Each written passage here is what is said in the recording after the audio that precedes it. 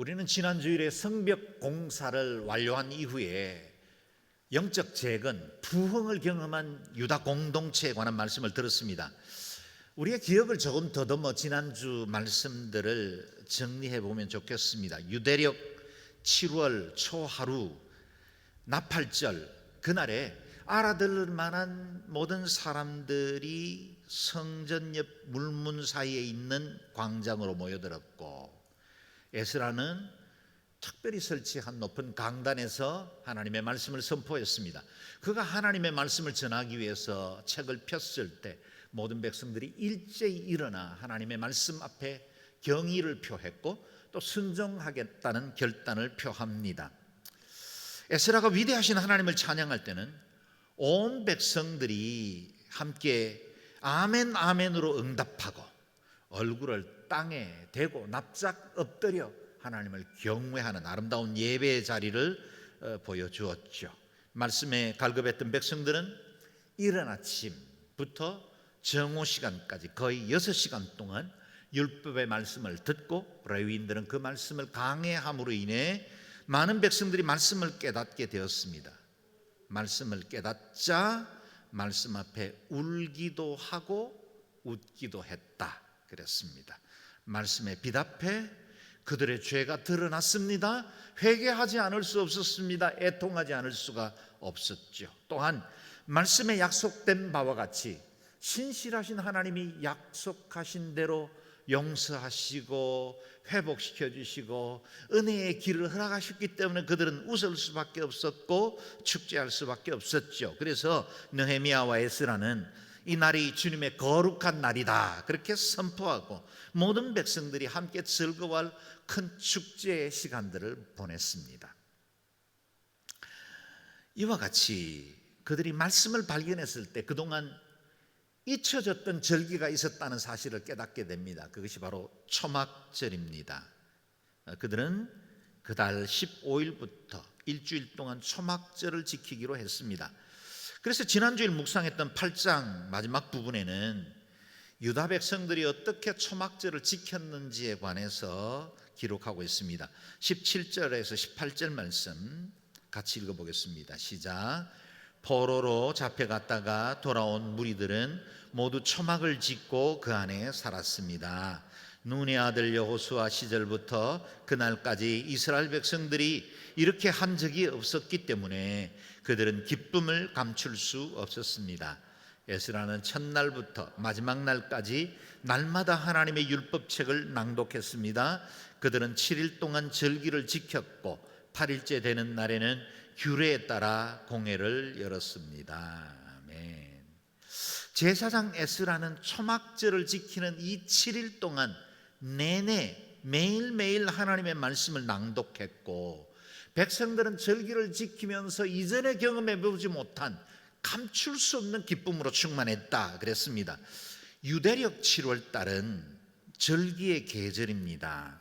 그래서 1일은 새해를 알리는 나팔절, 10일은 대제사장이 1년 1차 지성소에 들어가서 모든 백성의 죄를 속죄하는 대속죄일 욤키프르의 날이고, 또 15일부터 한 주간 동안에는 초막절이 이어졌습니다. 그야말로 한 달 내내 하나님 앞에 축제의 시간을 보냈던 것입니다.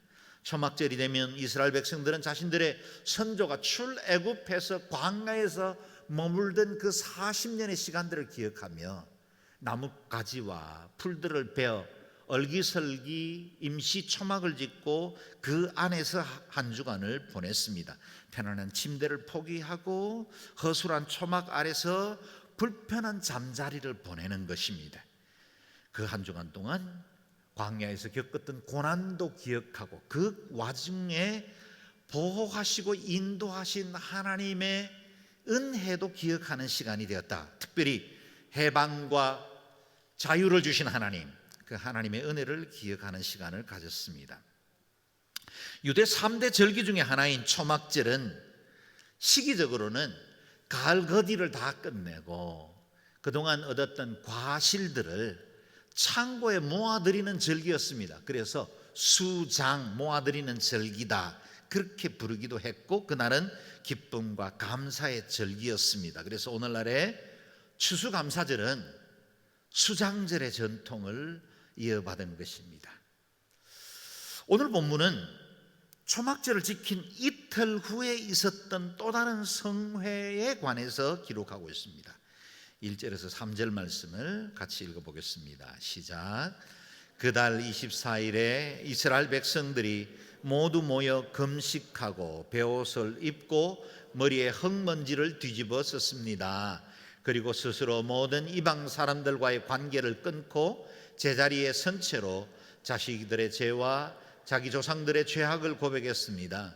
그들은 또 각자의 자리에서 일어서서 낮 시간의 4분의 1은 그들의 하나님 여호와의 율법책을 읽고 또 4분의 1은 죄를 고백하며 그들의 하나님 여호와께 경배했습니다. 아멘. 예루살렘 성벽이 완공된 이후에 유다 공동체에는 이전에 경험해보지 못했던 큰 부흥이 임했습니다. 이렇게 큰 부흥이 임했다라고 표현하는 이유가 있습니다. 하나님의 부흥이 일어나는 곳에는 언제나 두 가지의 현상이 공통적으로 드러납니다.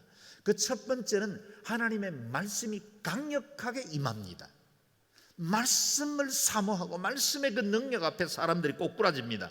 또 하나는 철저한 회개 운동이 일어나는 겁니다. 그래서 부흥은 언제나 회개 운동과 함께 일어납니다. 보십시오. 나팔절이 있었던 7월 1일에도 그들은 온종일 말씀을 들으면서 죄를 회개하고 슬퍼했습니다. 10일에는 대속죄일로 온 백성들이 죄를 하나님 앞에 가지고 나아가 지성소에서 속죄의 은혜를 누렸습니다. 그날 15일부터 한 주간 동안 매일매일 말씀을 묵상하고 낭독하고 절기를 지켰습니다. 이제 공식적인 절기가 다 마쳤습니다. 22일 큰 성회도 마쳤습니다. 백성들은 이제 흩어져 자기 집으로 돌아가는 게 수순입니다. 그런데 안 간 겁니다. 더 사모한 겁니다. 더 원한 겁니다. 심령의 부흥이 임할 때는 말씀을 듣지만 더 듣고 싶은 거예요. 기도 많은 시간 주님 앞에 조아리며 기도했는데 일어나는 그 자리에서는 여전히 아쉬움이 남는 겁니다.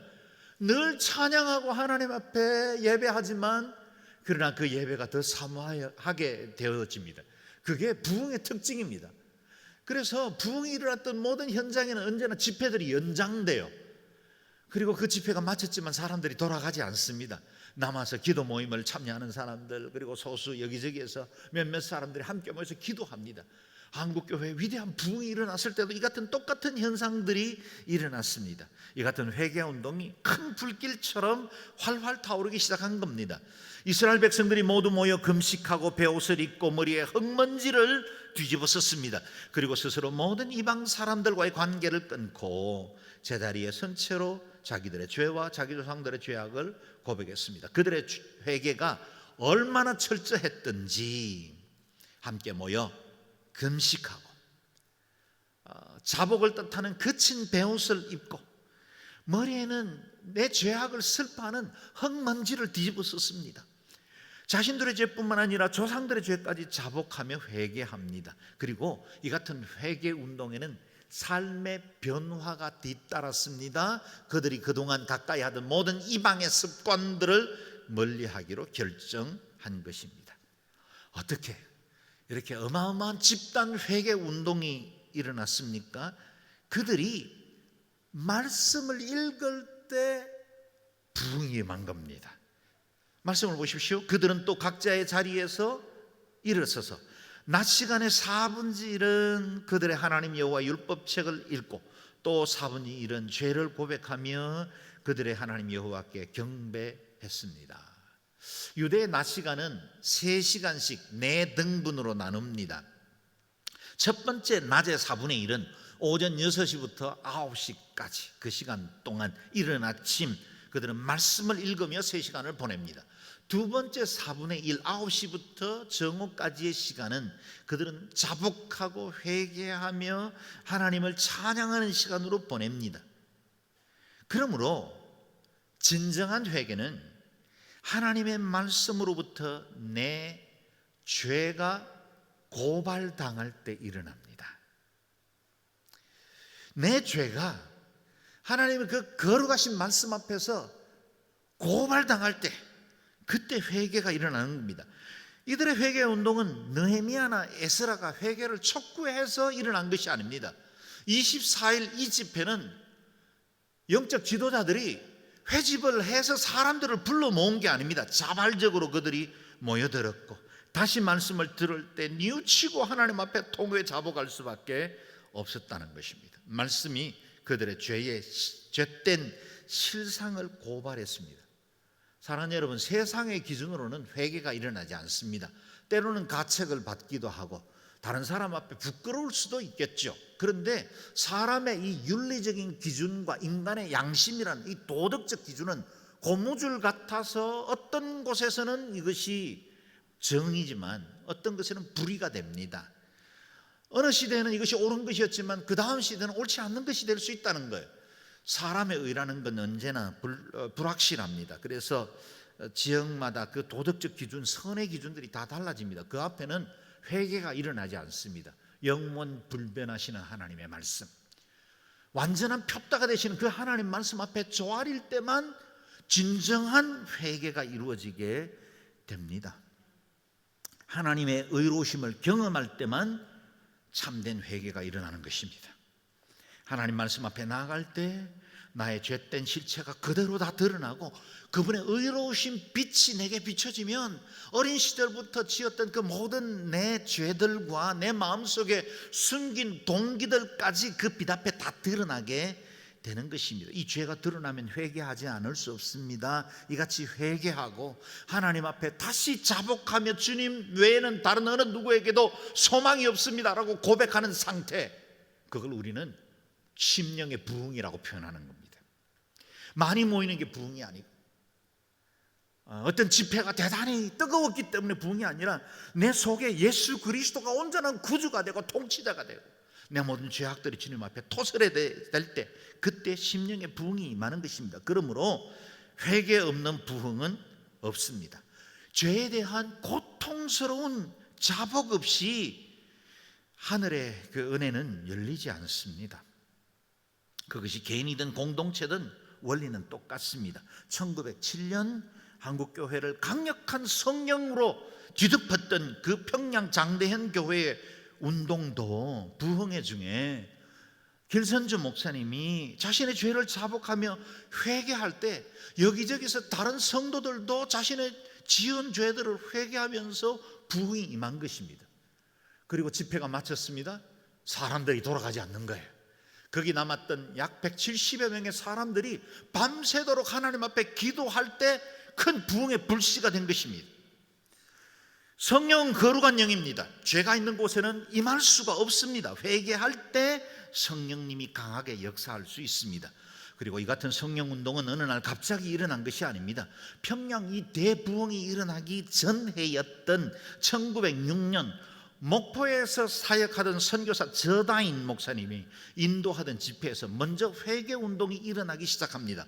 그리고 몇 년 전이었던 1904년 원산에서는 선교사 하디가 내가 조선 백성을 섬기기 위해서 왔지만 인종차별에 대한 인식을 그대로 가지고 있었고 조선 사람들을 무시하고 차별했던 자신의 모든 죄를 조선인들 앞에서 눈물로 통곡하며 고백했을 때 조선인들의 마음이 무너지기 시작한 겁니다.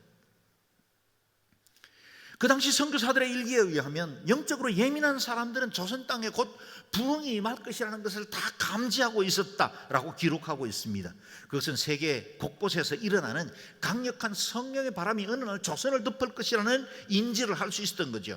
1904년 영국의 웨일즈 한 탄광촌에서 성장한 이반 로버츠는 어느 날 성령으로부터 강력한 메시지를 듣습니다. 그리고 말씀을 전하고 싶은데 누가 듣겠어요? 이 젊은 신학도의 말을 누가 듣겠습니까? 그래서 가까이 있는 자기 동생들, 사촌들, 친구들부터 불러 모아 소수의 그룹들이 기도하기 시작합니다. 지금도 그들이 기도하던 그 현장을 보면 아주 작은 골방 같은 예배실이었어요. 그곳에서 기도할 때 엄청난 하나님의 부흥, 성령의 역사가 임했고 그들은 가슴을 찢고 회개하고 그래서 위대한 웨일즈 부흥 운동이 시작된 겁니다. 그리고 그 이듬해 그 불은 다시 인도로 튀어갑니다. 인도 라마바이라는 한 여성 사역자를 통해 고아와 과부들 사이에 부흥이 임합니다. 그리고 그 부흥운동은 1906년이었던 흑인 조셉 시어무어에게 불이 임하고 그것이 그 유명한 아주사 거리의 대부흥운동으로 임합니다. 이와 같은 부흥운동의 공통점은 말씀과 회개였습니다. 그래서 이반 로버츠는 회개하지 않는 죄가 있다면 결코 성령을 받을 수 없다라고 선언한 것입니다. 그래서 모든 심령들이 회개할 때 성령님의 은혜를 받을 수 있다고 촉구했습니다. 회개는 단순한 한 개인의 회심을 넘어 세상 속의 변화를 일으켰죠. 술과 도박, 폭력으로 가득하던 웨일즈의 탕광촌이 거룩한 도시로 변화되기 시작했고, 사람들은 종일토록 탄광에서 중노동에 시달렸지만 그 저녁 시간 쉬지 않고 다시 교회 집회로 모여들었고, 저녁에 시작된 이 집회는 12시까지 넘어가기도 하고 때로는 새벽 5시까지 이어지는 집회들이 계속됐다는 겁니다. 말씀을 사모하는 그 열심이 모든 장애를 뛰어넘었습니다. 장대현 교회 부흥과 함께 평양에는 술집들이 문을 닫기 시작했고, 그리고 주일이 되면 사람들이 상회를 하지 않기 때문에 모든 가게들이 문을 닫았다라고 보고하고 있습니다. 그만큼 회개는 지역사회와 그리고 열방을 변화시키는 능력이 됩니다. 회개는 삶의 변화를 일으킵니다. 그것을 우리는 회개의 열매라는 겁니다. 그것이 회개가 결코 감정적인 개인적인 동의 정도에 그치지 않는다는 걸 말하고 있죠. 주일에 와서 한 주간에 죄를 뉘우치는 것만으로는 충분하지 않습니다. 죄에서 돌아서야 합니다. 이전에 그릇된 습관을 단절해야 합니다. 이번 우리 코로나19 사태로부터 우리가 예배가 정지되고 함께 모일 수 없었던 그 시간은 우리가 하나님 앞에 우리 자신을 돌아볼 수 있는 얼마나 귀한 기회가 되었습니까? 그동안 들려오던 수많은 세상의 소리들을 잠재우고, 그동안 내가 추구하고 내가 원하는 대로 다른 길에 가던 그 모든 걸음들을 멈추고 내 인생을 돌아볼 수 있는 그런 진지한 기회가 되었지요.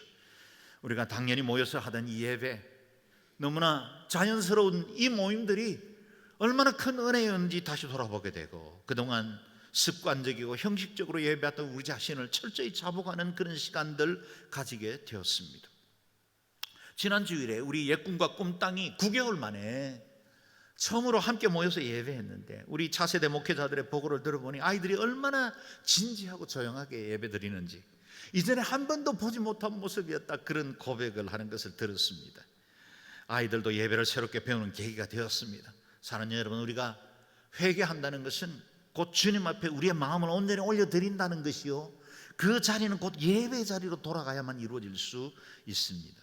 유다 백성들의 부흥이 어떻게 확장되어 갔는지를 살펴보겠습니다. 4절에서 6절 말씀 같이 읽겠습니다. 시작. 레위 사람인 예수와 바니, 간미엘, 스바냐, 분니, 세레비아, 바니, 그나니가 단상에 서서 큰 소리로 그들의 하나님 여호와께 부르짖었습니다. 그리고 레위 사람들 곧 예수와 간미엘, 바니, 하삼느야, 세레비아, 호디야, 스바냐, 브다히아가 백성들을 향해 외쳤습니다. 모두 일어나서 주 너희 하나님을 영원토록 찬양하라. 주의 영광의 이름을 송축합니다. 주께서는 모든 찬송과 찬양 위에 높임을 받으소서. 오직 주만이 여호와십니다.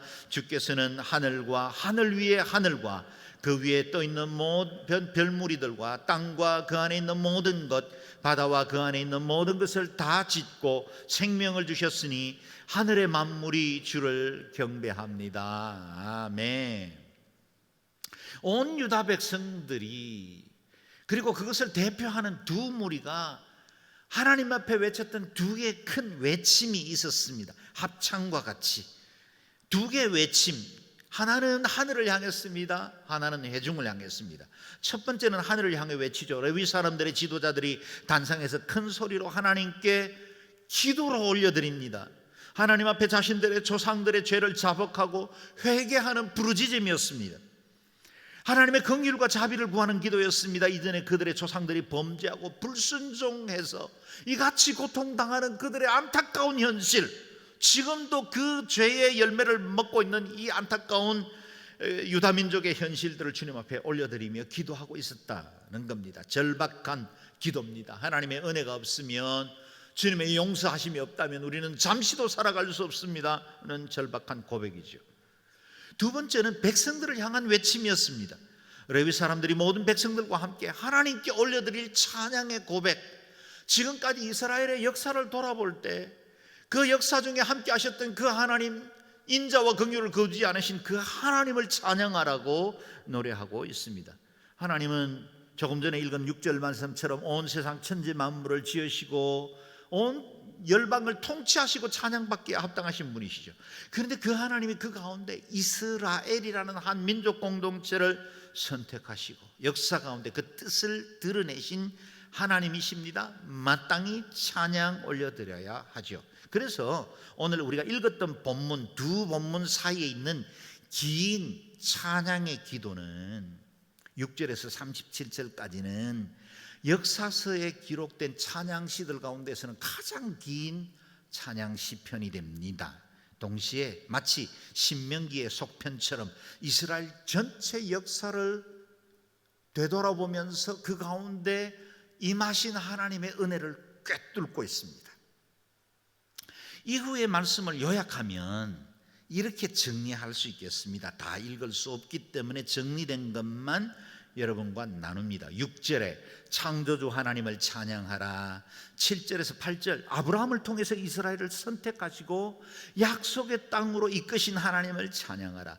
9절에서 11절 이집트에서 종살이하던 선민을 구출하시고 홍해 가운데 길을 내신 능력과 기적을 찬양하라. 12절에서 21절 광야에서 구름 기둥으로 인도하시고 율법을 주시며 만나를 먹이신 하나님, 범죄하시는 이스라엘을 포기하지 않으시는 하나님의 긍휼과 인자를 찬양하라. 22절에서 25절 약속하셨던 가나안 땅을 차지하게 하신 하나님을 찬양하라. 26절에서 28절 사사들을 통해 원수들을 물리치게 하신 하나님을 찬양하라. 29절에서 31절 선지자를 세우셔서 심판을 경고하시고 환난 중에도 건져주신 하나님을 찬양하라. 32절에서 37절 여전히 배반하고 불순종하는 이스라엘을 끝까지 포기하지 아니하시고 이렇게 회복해 주시는 하나님을 찬양하라. 하나님을 찬양하는 이 아름다운 고백 속에 언제나 마치 행간의 이야기처럼 끼어 있는 것이 이스라엘의 범죄였습니다. 하나님은 찬양받기에 합당하셨고 인자와 긍휼을 거두지 않으셨는데 여전히 그 은혜를 누리고서도 이스라엘은 반역하고 불순종하고 하나님을 떠난 그 죄, 그 역사 가운데 하나님은 반복적으로 그들을 돌이키시고 다시 부르시고 때로는 예언자를 통해서 때로는 제사장들을 통해서 하나님의 은혜와 긍휼을 보여주셨습니다. 그래서 이 기도문이면서 찬양시기도 한 이 본문을 요약하면 한 줄로 이렇게 정리할 수 있습니다.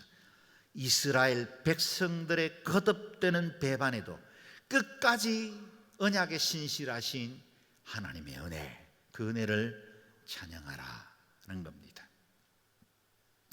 레위인들은 이 긴 기도의 시편을 통해 불순종에 의해서 심판받을 수밖에 없었던 이스라엘의 과거 역사를 되돌아봅니다. 그 역사 속에 그들의 죄가 반복되었고 동시에 하나님의 긍휼도 반복되었습니다. 종국에 오늘까지 그 불순종과 긍휼의 패턴이 이어졌다, 그 악순환을 고백하고 있습니다. 그래서 우리가 읽었던 33절에서 35절 같이 읽겠습니다. 시작. 우리에게 이 모든 일이 일어난 것은 주의 잘못이 아닙니다. 우리는 잘못했지만 주께서는 성실히 행하셨습니다. 우리 왕들과 우리 지도자들과 우리 제사장들과 우리 조상들은 주의 율법을 따르지도 않았고 주의 계명과 주께서 주신 경고에 신경 쓰지도 않았습니다. 그들은 그 나라에 살면서 주가 그들 앞에 두신 넓고 비옥한 땅에서 주가 주신 큰 복을 누리면서도 주를 섬기지도 않았고 그 악한 길에서 돌이키지도 않았습니다. 아멘. 하나님은 긍휼과 자비를 베풀어 주셨지만 그들은 반복적으로 죄를 지었습니다. 그 죄의 결과로 그들이 큰 복을 누렸지만 하나님께서 이 아름다운 약속의 땅을 주셨지만 그들은 그 땅을 남들에게 지배받는 땅으로 만들었다는 겁니다. 그들이 악에서 돌이키지 않았기 때문에 유다와 이스라엘이 멸망할 수밖에 없었고 그들이 겪는 죄의 결과는 지금도 이어지는 현재형이다 라는 겁니다. 여전히 페르시아의 지배 아래 있고 여전히 그들은 국권을 상실한 채로 조공을 바쳐서 겨우 국가의 형태를 유지하는 상황이었다는 겁니다. 36절에서 37절 읽겠습니다. 시작. 그러나 보소서, 우리가 오늘 종이 됐습니다. 주께서 우리 조상들에게 그 땅이 내는 과일과 다른 좋은 것들을 먹으라고 주신 그 땅에서 우리가 종이 됐습니다. 우리 죄들 때문에 이 땅의 풍성한 소산이 주께서 우리 죄를 벌하시려고 세우신 이방 왕들의 것이 됐습니다. 그들이 우리 몸과 우리 가축들을 자기들의 좋을 대로 다스리니 우리가 너무 괴롭습니다. 이와 같이 자유 백성이 되게 하시고 이집트의 포로에서 건져내어 이제는 완전한 한 언약 공동체로 세워주셨는데 그들은 여전히 범죄로 인해서 다른 나라의 지배를 받는, 우리도 우리 가축도 다른 왕들의 지배를 받게 되었고, 우리가 소산물, 이 약속의 땅에 풍성한 젖과 꿀이 흐르는 땅의 모든 소산물들을 이방의 왕들의 것이 되게 한 이 같은 고통스러운 괴로운 상황을 맞이했습니다. 그런 고백입니다. 이것이 죄의 결과입니다. 죄의 삭선 사망입니다. 자유를 잃어버리고 사탄의 종로로 하는 것, 그게 죄의 결과입니다. 처음에는 내가 좋아하는 것 하면서 그것이 내 인생을 행복하고 즐겁게 만들어주는 것 같지만 어느새 그것이 내 왕의 역할들을 하면서 나를 노예처럼 끌어간다는 것입니다. 이 땅에 일어나는 수많은 유혹들, 처음에는 달콤하게 다가옵니다. 그러나 이후의 결과는 써디쓴 고통을 남깁니다. 사랑하는 가족들에게도 깊은 상처와 아픔을 남기기도 하죠. 우리가 죄를 가까이 하면 하나님께로 멀어질 뿐만 아니라 우리의 인생은 완전히 황폐한 삶이 됩니다. 마치 무너져 있었던 예루살렘 성벽과 폐허와 같죠. 그러므로 죄는 아예 가까이 하지 말아야 합니다. 사자의 아가리에다가 머리를 집어넣고 물지 않게 해달라고 기도하는 것은 어리석은 것입니다. 죄와 멀리해야 합니다. 병법에도 주의사항계, 특별히 부르는 36계죠. 상황이 좋지 않으면 도망가는 것입니다. 그것도 전략입니다. 요셉이 보디발의 젊은 아내가 옷자락을 붙들고 유혹할 때 겉옷을 벗어버리고 도망가지 않았습니까? 회개가 무엇입니까? 죄로부터 멀리 도망가는 것입니다. 나를 넘어뜨릴 만한 유혹으로부터 단절을 하고 그것과 가까이 하지 않는 것, 그것이 회개의 열매입니다. 레위인들이 이렇게 과거의 역사를 다시 돌아보는 이유는 무엇입니까? 돌아서기 위함입니다. 죄로부터 멀어지기 위함입니다. 이전에도 범죄로 인해 징계를 받았습니다. 지금도 죄의 결과로 괴로움을 당하고 있습니다. 그렇다면 이제는 그 죄에 다시 빠지지 않아야 한다는 것입니다. 그것이 회개입니다. 회개는 다시 시작하는 것입니다. 그들이 어떻게 다시 시작하기를 결정했습니까? 마지막 38절을 같이 읽겠습니다. 시작. 이 모든 것을 생각하며 우리가 언약을 굳게 세웁니다. 이것을 문서로 남기고 우리 지도자들과 우리 레위 사람들과 우리 제사장들이 서명을 합니다. 아멘. 그들의 회개 운동은 단순히 후회의 감정이나 아픔으로 그치지 않았다는 겁니다. 그들은 이전에 조상들과 맺었던 하나님의 언약을 갱신함으로 다시 하나님 앞에 인을 치고 다시 이 언약을 지키겠다고 서명하게 되었다는 겁니다. 당신은 이름을 적는 서명은 아니었을 거라 생각합니다. 도장을 찍었겠죠. 개인이나 기업의 약속도 구두로 하지 않고 정확하게 문서로 남기면 서로에 대한 책임, 법적인 책임들이 분명해지지 않습니까? 유다 공동체의 대표들도 하나님 앞에 언약을 새롭게 하고 서명하여 언약을 견고하게 세웠다는 겁니다. 그들은 회개했을 뿐만 아니라 다시 시작하기로 결정한 것입니다. 오늘 예배하는 저와 여러분, 회개에 합당한 서명이 필요합니다. 죄에 대한 진정한 아픔이 없이 가볍게 우리의 입술로 죄를 고백하는 정도로 다시 죄를 가까이 하는 것은 온전한 새 출발을 이룰 수가 없습니다. 오늘날 한국교회가 왜 이렇게 타락했습니까? 왜 이렇게 병들었습니까? 참된 회개가 없기 때문입니다. 죄를 심각한 일로 인식하지 못하는 불감증이 한국교회의 타락을 부채질했습니다.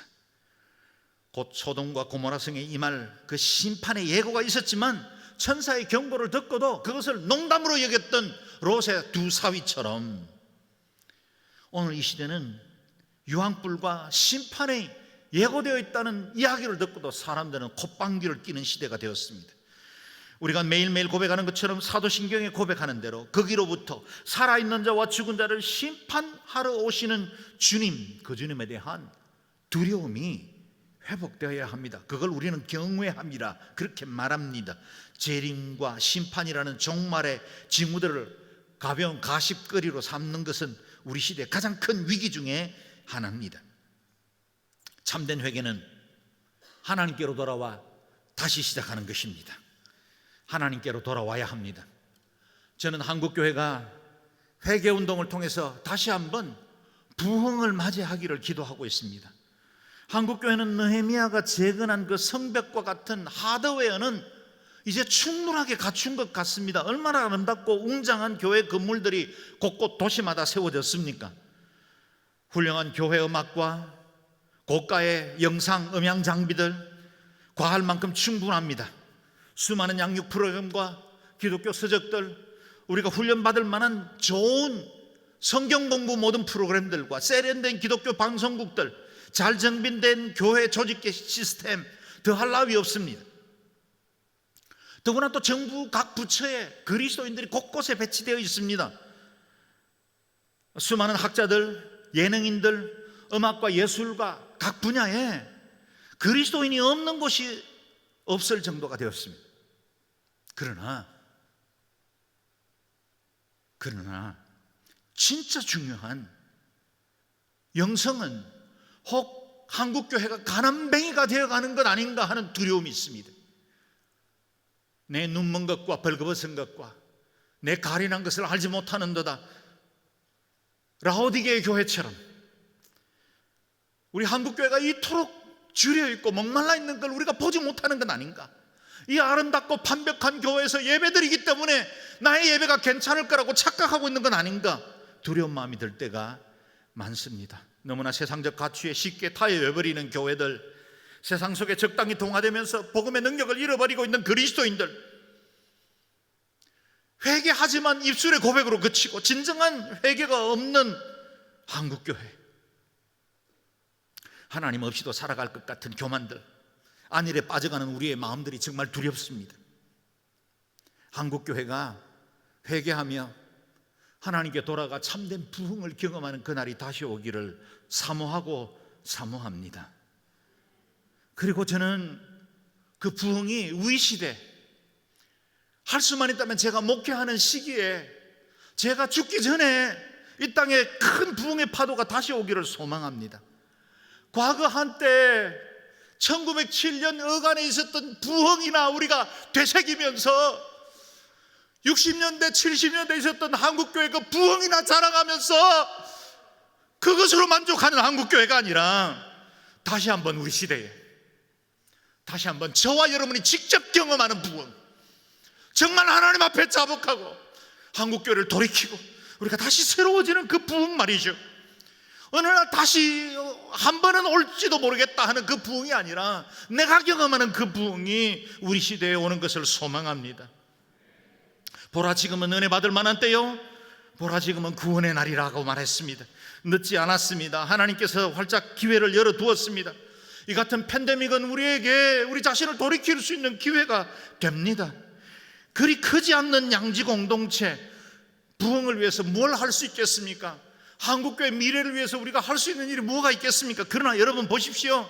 평양 장대현 부흥이 170여 명의 성도들의 철야로부터 시작되었습니다. 여러분, 이 웨일즈의 부흥도 소수의 사람들이 기도함으로 시작되었습니다. 인도는 가난한 과부들, 고아들의 기도가 부흥을 일으켰습니다. 저기 아주사 거리의 부흥은 그야말로 당시 사회는 인종차별로 무시당하던 흑인 한 사람이 부흥의 파도를 일으킨 겁니다. 결코 우리는 연약하지 않습니다. 적지 않습니다. 적은 무리여 두려워하지 말라 말씀하시는 것처럼 먼저 하나님 앞에 조아리고 기도하는 사람들을 통해서 하나님은 부흥의 새로운 파도를 일으킬 줄로 믿습니다. 저와 여러분이 이와 같은 한국교회를 새롭게 하고 부흥을 새롭게 하는 일에 쓰임받는 하나님의 사람들, 그리고 우리 양주원 누리 공동체 되기를 주의 이름으로 축원합니다. 아멘. 기도하겠습니다. 기도할 때 이 시간에 같이 한번 기도했으면 좋겠습니다. 하나님, 우리가 참으로 주님 앞에 죄를 자복하며 주께로 돌아갑니다. 목사된 저희들이 바로 서지 못했습니다. 당회가 하나님의 말씀보다는 세상의 방법으로 정치하고 그것을 이끌어갈 때가 있었습니다. 교회가 너무나 세속적인 방법으로 세상과 적당히 타협하며 여기까지 왔습니다. 아버지 하나님, 저희의 모든 악을 용서해 주십시오.